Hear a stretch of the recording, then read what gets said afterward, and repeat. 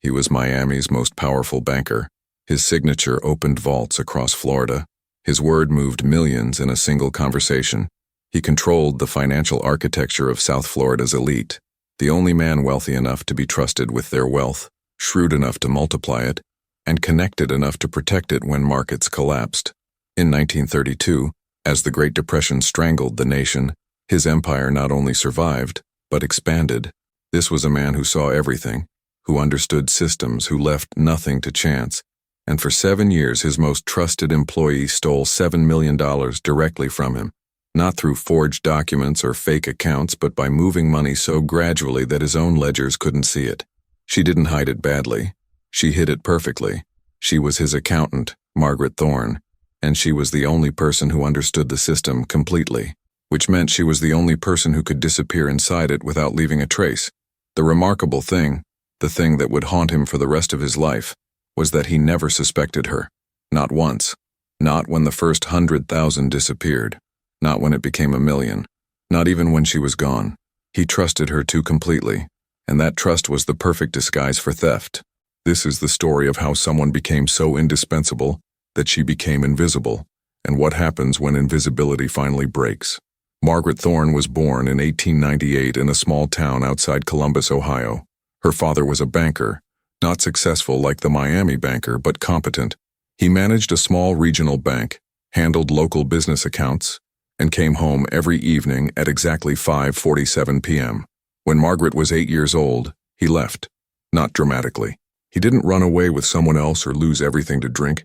He simply walked out one morning, left a note on the kitchen table, and became a different person in a different city.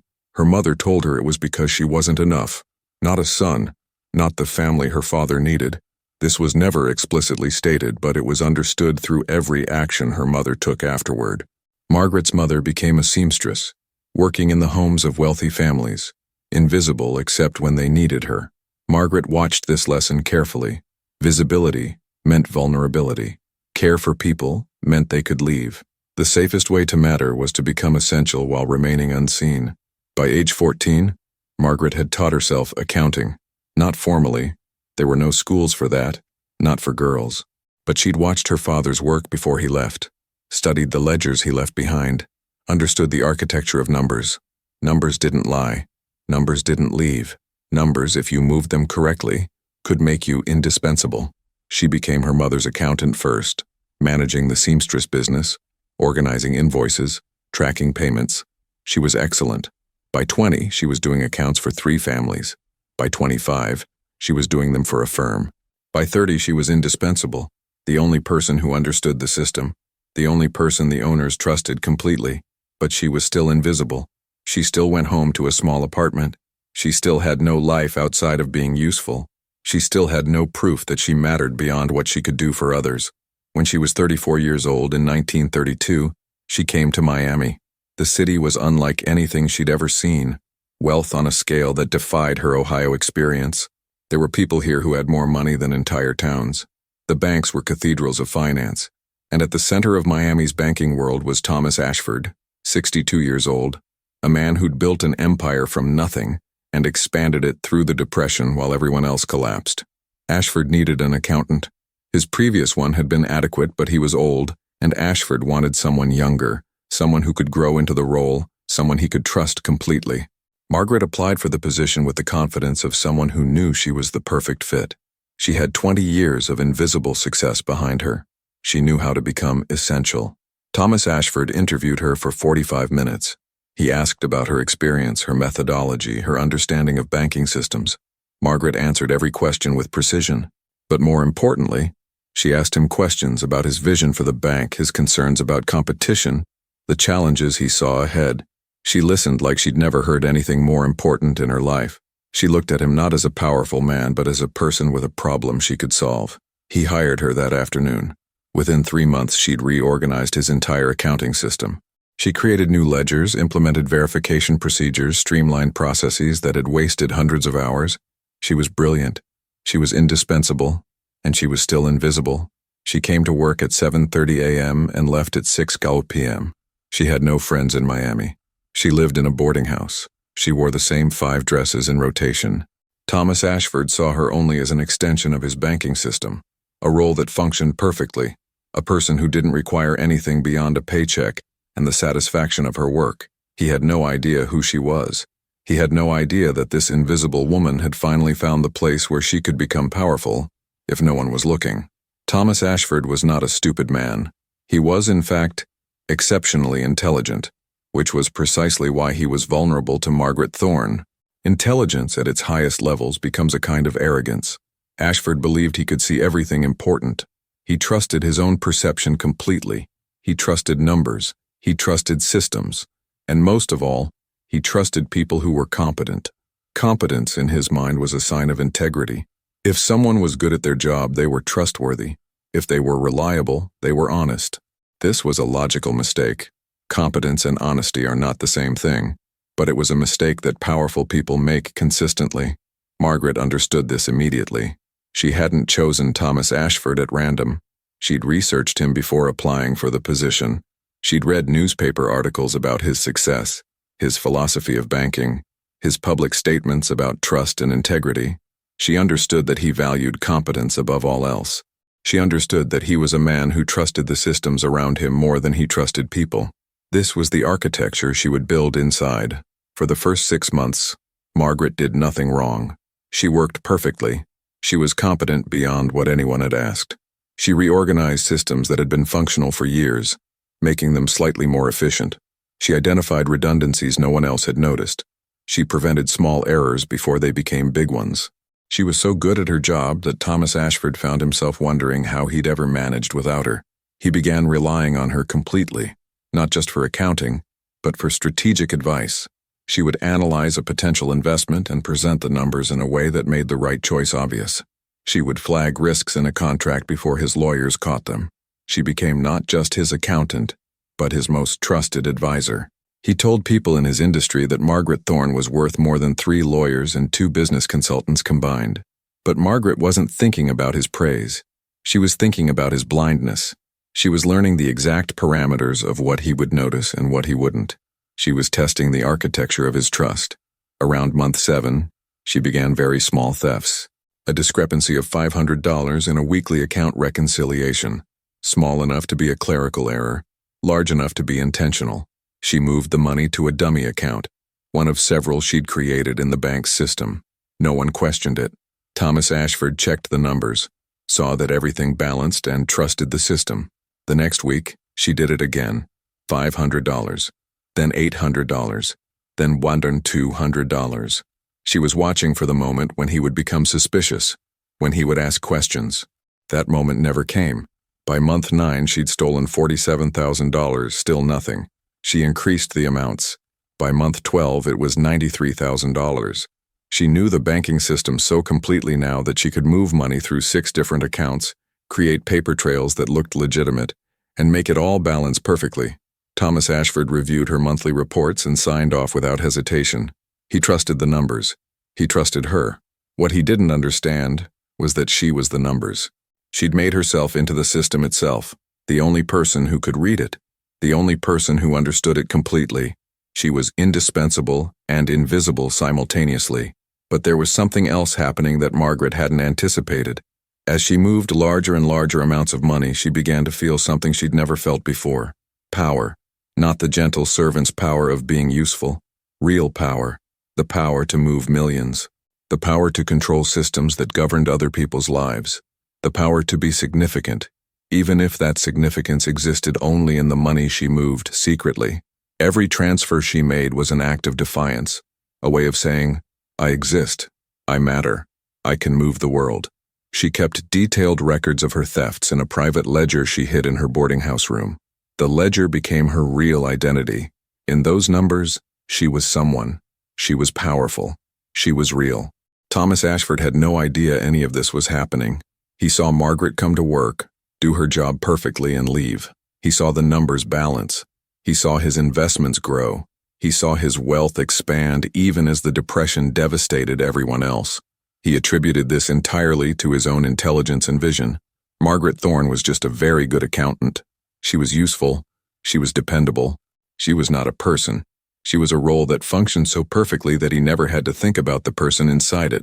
By 1934, Margaret had stolen $847,000. She was moving money with such systematic precision that the thefts had become invisible, not through sloppy hiding but through perfect integration into legitimate financial structures. She understood something that most criminals don't. If you want to steal undetected, you don't hide the theft. You make it part of the system. You create accounts that look real. You create transactions that follow patterns. You make everything balance perfectly, so perfectly that no one thinks to question it. The banker's psychology had also shifted in ways that made detection nearly impossible. Thomas Ashford was now so accustomed to Margaret's competence that he stopped reviewing the details of what she did. He reviewed the summaries. He looked at the bottom line. He trusted that if something was wrong, the system would catch it, and Margaret had designed the system. This is the paradox of trust at the highest levels. The more you trust someone, the less you actually examine their work. You check enough to feel like you're being diligent, but not enough to actually verify anything. You're going through the motions of oversight while actually surrendering control completely. Margaret was also changing in subtle ways. She'd always been quiet and invisible, but now her invisibility had purpose. She was performing invisibility, being deliberately unremarkable, wearing the same clothes, eating lunch alone, never socializing with other employees. She was erasing herself intentionally, making it impossible for anyone to form a real image of her. But in her private moments, in her boarding house room with her ledger, she was fully alive. She tracked every transaction. She understood every movement of money. She was the only person in the world who knew the complete truth of what was happening. In 1935, something began to shift in her psychology. She started thinking about what would happen if she were caught. She thought about it frequently, obsessively almost, not with fear but with a strange kind of anticipation, because discovery would mean exposure, and exposure would mean, finally, that she mattered. She would be seen. She would be known. Even as a criminal, even as a woman who'd betrayed the man's trust completely, she would finally be significant. People would talk about her. People would know her name. She would no longer be invisible. This is when her behavior began to shift in dangerous ways. She started being slightly less careful. Not obviously so. She still created perfect paper trails. She still made everything balance. But she began taking larger amounts, $50,000 in a single week instead of gradual transfers. She began accessing accounts in slightly different ways, creating patterns that, if anyone looked closely, would suggest intentional variation rather than clerical work. She was, unconsciously at first, leaving breadcrumbs. She was testing whether anyone would notice, whether anyone would finally see her. Thomas Ashford noticed nothing. In fact, his confidence in Margaret had increased to the point where he rarely reviewed account details at all. His bank was thriving, his reputation was solid, and he had the perfect accountant who handled everything. He was in many ways the ideal victim, powerful enough that his trust was absolute, too busy to verify, and fundamentally convinced that his own judgment was infallible. If Margaret was still there, still doing her job, then nothing was wrong. The numbers balanced. The system worked. This was all the proof he needed. But Margaret was experiencing something more complex. She'd stolen nearly $1 million now. The money was still in accounts she'd created, sitting in banks across Florida. She wasn't spending it. She wasn't building a secret wealth that would allow her to escape. She was just keeping it, moving it, tracking it. The money was proof. Proof that she could do something that mattered, that she could move the world, that she wasn't invisible anymore, at least not to herself. But the more money she controlled, the more imprisoned she felt. The more powerful she became in secret, the more powerless she felt in reality. She was living two lives now. Margaret, the perfect accountant, and Margaret, the woman who was moving millions. Neither of them was real. Neither of them was free. And the only way to make either of them real would be to collapse the distance between them, to let someone finally see both versions at once. By 1936, she'd stolen $3 million. She knew federal audits were coming. Banking regulations were tightening. She knew with absolute certainty that discovery was inevitable. And instead of becoming more careful, she prepared for discovery like she was preparing for release. She began thinking about where she would go, who she would become, what identity she would construct in the next city. Because Margaret Thorne, the accountant, had served her purpose. She'd proved something to herself. Now it was time to become someone else. What makes someone vulnerable to a theft that happens gradually, almost imperceptibly? The answer lies in a psychology that Thomas Ashford couldn't escape. Once you trust someone completely, admitting that they've betrayed you becomes an admission of profound personal failure. If Margaret Thorne has stolen from you, then you, Thomas Ashford, were fooled. You were blind. You were not as smart as you believed. You were not as in control as you believed. This is something a powerful person cannot easily admit, even to themselves. So when small discrepancies began to appear, which they didn't because Margaret was too careful, but if they had, Thomas Ashford would have rationalized them away. He would have assumed clerical error. He would have assumed his own misunderstanding of a particular transaction. He would have done anything except admit that his most trusted employee had betrayed him. This is the genius of Margaret's crime. She wasn't just stealing money. She was stealing from someone so committed to the illusion of control that he would never look too closely at anything that might shatter it. But Margaret's psychological state was becoming more fragmented. She understood something that Thomas Ashford would never comprehend. The invisible person has more power than the visible one. He controlled Miami's finances, but she controlled his peace of mind. She controlled his sense of certainty. She controlled his entire understanding of trust. He moved money and made deals, but she moved the invisible architecture that made all of those things possible. And no one knew. No one saw. She was destroying his financial security, but more importantly, she was proving something about the nature of power itself, that real power is invisible, and that the person who sees everything is often the person who sees the least.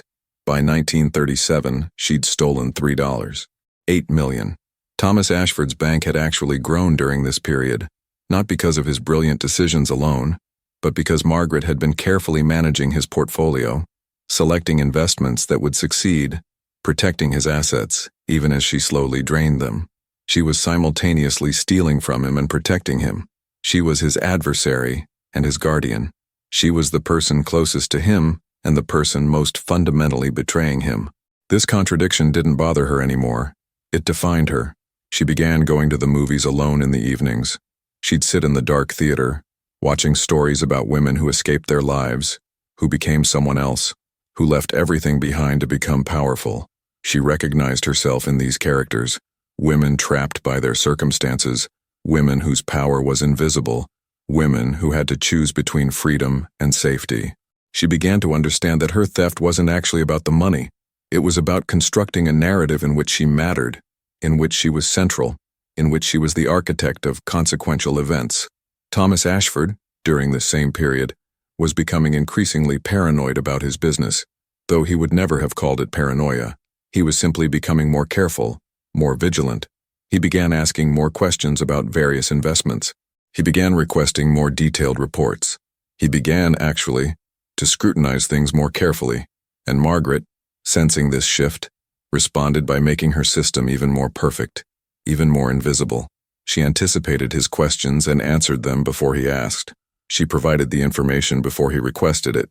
She made herself so indispensable that his renewed vigilance only deepened his reliance on her. What neither of them understood was that they were locked in a dance of mutual deception. Thomas Ashford was deceiving himself about his control, about his vision, about his invulnerability. Margaret was deceiving him about her loyalty, her honesty, her motivations. But more fundamentally, they were both deceiving themselves about what they were actually doing.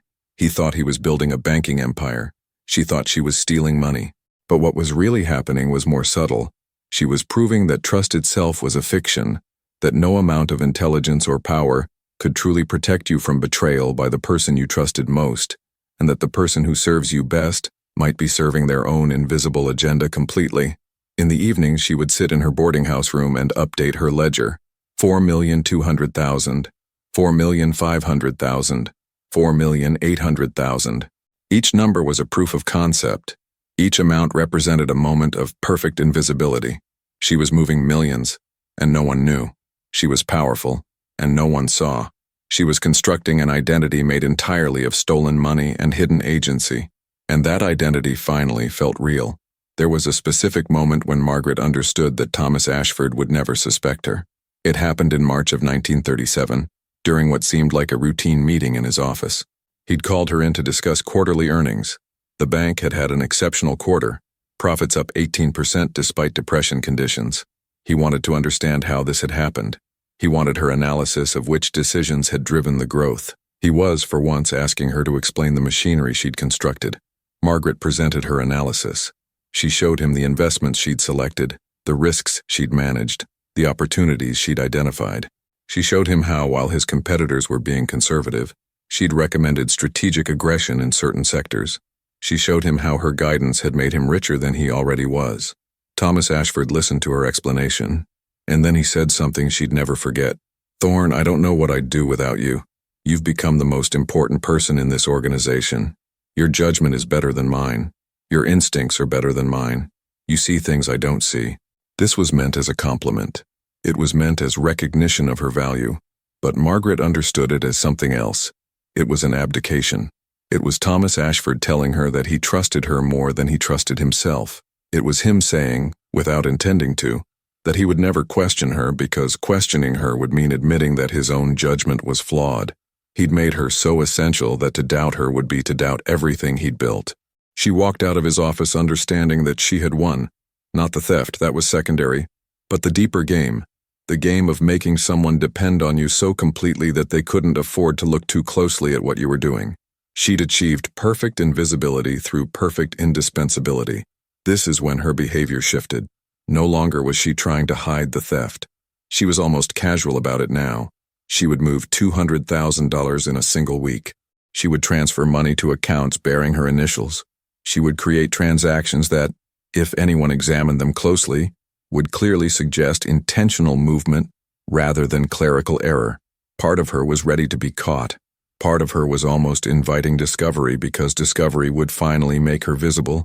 But another part of her, the part that was still afraid, still invisible, still convinced that she didn't truly matter, wanted to keep stealing forever, wanted to keep accumulating proof of her significance, wanted to keep being the only person who knew the truth. Thomas Ashford continued to trust her completely. In fact, he began delegating even more to her. He stopped attending certain meetings. He stopped reviewing certain documents. He told people that he was focusing on the big picture, on strategy, on vision, leaving the details to his accountant. What he was actually doing was surrendering control to someone he was so confident about that he'd stopped monitoring her at all. He had achieved the ultimate form of trust. Trust that didn't require verification, that didn't require attention, that didn't require him to actually look. By 1938, Margaret had stolen $7 million. The amounts were getting larger. Her movements of money were becoming more obvious. She was, in some unconscious way, accelerating toward discovery. She knew that federal audits were scheduled. She knew that the banking system was tightening. She knew that 1939 would bring new regulations, new oversight, new scrutiny. She knew her time was limited, and instead of trying to escape, instead of disappearing before she was caught, she was accelerating the process. She was stealing with increasing boldness, almost as though she wanted someone to finally see what she was doing. She began having conversations with herself about what would happen next. She would imagine the moment of discovery. She would imagine Thomas Ashford's face when he realized the truth. She would imagine being arrested. And in these imaginings, there was a strange kind of relief. Because once she was caught, once she was exposed, she would finally stop being invisible. She would be visible as a criminal, as a woman who'd betrayed a man's trust, as someone who'd stolen millions.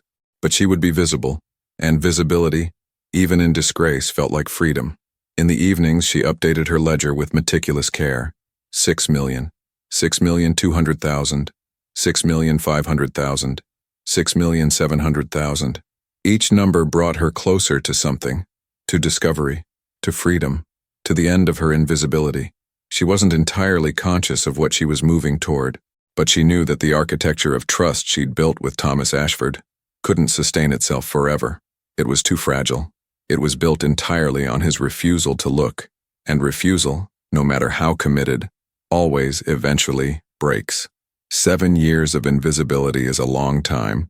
7 years of being the only person who knows the truth about yourself. 7 years of carrying a secret that would destroy everyone around you if it were exposed. 7 years of lying every single day, not just to Thomas Ashford, but to everyone, to your landlady, to the grocery clerk, to the people at the bank who greeted you every morning, to the mirror, every time you looked in it. By 1939, Margaret Thorne was not the same person who'd arrived in Miami 7 years earlier. She had not aged well. She was thin, too thin, the kind of thin that comes from stress and irregular eating. She had dark circles under her eyes that no amount of sleep would fix. She moved through the world like she was expecting something to happen, to be discovered, to be confronted, to finally have to account for what she'd done. She'd stopped going to the movies. She'd stopped pretending that she had any life outside of work. She came to the office, did her job, went home to her boarding house room, and sat with her ledger. The ledger had become something else entirely. It was no longer just a record of theft. It was a kind of diary, a document of her interior life, the only place where her real thoughts and feelings existed. In the margins, she'd written things that no one was meant to see, reflections on identity, questions about who she actually was, statements like, "If no one sees you, do you exist?" And, "Is it stealing if the person you take from doesn't even notice?" And, "When did I become this person?" The ledger had transformed from a record of crime into a record of psychological fragmentation. She was no longer a single person. She was Margaret the accountant, and Margaret the thief, and Margaret the woman trapped between two identities that couldn't coexist. She knew that the federal audit was coming. She'd seen the correspondence. She knew that examiners were being assigned to examine banking systems across Florida, to verify that New Deal regulations were being followed, to ensure that no banks were vulnerable to collapse. She knew her time was measured in weeks, possibly days, and she did nothing to prepare. She didn't move money to secret accounts. She didn't create false documentation to hide what she'd done. She didn't attempt to flee. She simply continued going to work, doing her job perfectly, and waiting. In early April of 1939, the federal examiners arrived at the bank. They were routine, professional, and thorough. They asked for records. Margaret provided them. They asked questions about various accounts. Margaret answered them. They looked at ledgers. She brought them the ledgers she'd created, the ones that balanced perfectly, the ones that showed no discrepancies at all. And she waited for the moment when they would see what she'd hidden in plain sight. The examiners were methodical. They spent days going through documents. They cross-referenced accounts. They tracked deposits and withdrawals. And then, on the 5th day, one of the examiners, a young woman named Sarah Chen, ironically also an invisible person in a male-dominated banking system, noticed something. It was small, a transaction that didn't align with the narrative of the account, a movement of money that Margaret had been careless enough to leave a pattern on. Not careless exactly. More like, the examiners would later realize, like she'd wanted it to be found. Once they found the first discrepancy, the others became apparent. Margaret's system, which had been so perfect, suddenly looked like a series of intentional movements. The accounts she'd created became visible. The pattern of theft emerged. And within 48 hours, the federal examiners had discovered 8 million missing. They brought the information to Thomas Ashford. They asked him if he authorized these accounts. He said he didn't. He asked to see the documentation. He saw Margaret's handwriting on every form. He saw her signature on every transfer. And for the first time in 7 years, he looked at his most trusted employee and saw something other than competence. He saw betrayal. Margaret was arrested quietly on a Tuesday morning in May of 1939. She offered no resistance. She didn't deny anything. When the officers asked her why she'd done it, she didn't answer with the explanations people typically give: desperation, greed, resentment. She said something that confused everyone: "Because I needed to prove I existed." When they asked her where the money was, she showed them. She'd kept meticulous records. She knew exactly where every cent was. Not because she was trying to recover it, but because the theft, the tracking, the secret knowledge of what she'd done was the only part of her life that felt real. Thomas Ashford felt something complicated when he learned the full extent of what Margaret had done. Betrayal, yes. Humiliation, absolutely. But also something more disturbing. A strange kind of respect. Margaret Thorne had been smarter than him. She'd understood the system better than he did. She'd seen things he was blind to. She'd orchestrated something extraordinary, and he, for all his intelligence and power, had been rendered irrelevant. She hadn't just stolen from him. She'd proven that his control was an illusion. His invulnerability was a fiction. His ability to see everything was actually his greatest blindness. The trial was not sensational. It was, in fact, remarkably quiet. Margaret Thorne's crime was white-collar, mathematical, Abstract. There was no violence, no melodrama. Just money moved from one account to another, and a woman who'd done it so carefully that the system had absorbed the theft like it was part of normal operation. The newspapers ran stories, but they were brief. By 1939, there were bigger news stories. War in Europe, economic recovery, political intrigue. A woman who'd stolen from a banker, no matter how much money was involved, wasn't interesting enough to sustain public attention for long. Margaret was convicted in September of 1939. She was sentenced to 7 years in prison. The judge noted that she'd shown no remorse, had offered no explanations beyond her cryptic statement about needing to prove her existence. He noted that she'd been careful and systematic, suggesting that this was premeditated and intentional, not a moment of weakness or desperation. He sentenced her without passion, like he was processing a routine criminal matter, and in doing so, he rendered her invisible one final time. Even her crime, even her conviction wasn't dramatic enough to truly see her. Thomas Ashford never testified at the trial. He didn't need to. The evidence was clear, but he was present in the courtroom every day. He watched Margaret sit at the defendant's table, small and quiet, showing no emotion.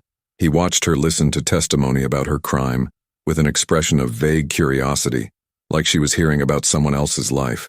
He watched her accept the verdict with the same equanimity, and he found himself asking a question he'd never asked before.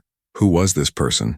Because he realized in that courtroom that despite 7 years of trusting her completely, despite relying on her for every major financial decision, despite making her the most essential person in his professional life, he had never actually known her.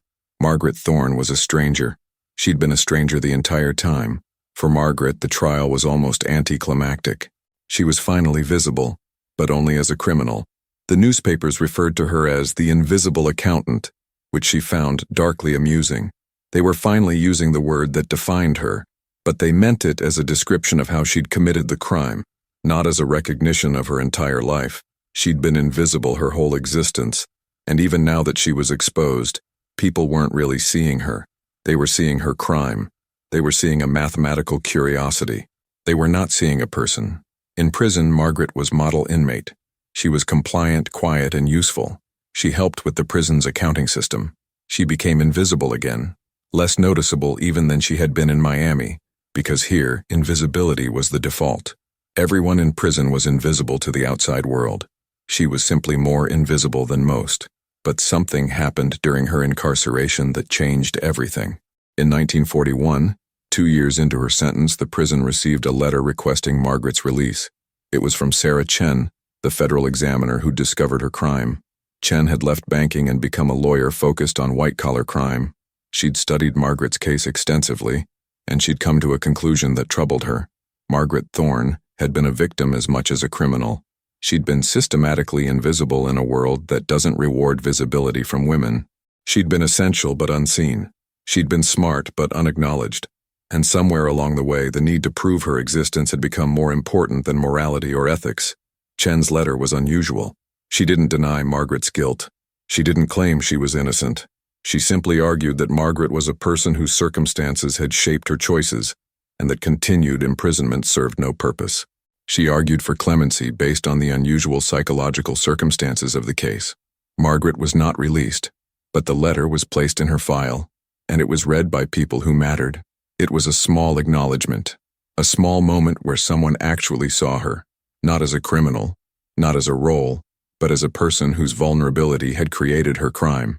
It was the closest Margaret ever came to being truly visible, and it happened in a prison cell, where her visibility mattered to no one. Thomas Ashford lived until 1952. He died having never fully processed what Margaret Thorne had done. He'd recovered the money. Most of it was still in the accounts where she'd left it. His bank had survived. His reputation had been mildly tarnished, but not destroyed. But something inside him had fundamentally shifted. He'd learned that trust was a choice to not see, that control was an illusion maintained only through constant vigilance, and that the person closest to you might be the person most thoroughly deceiving you.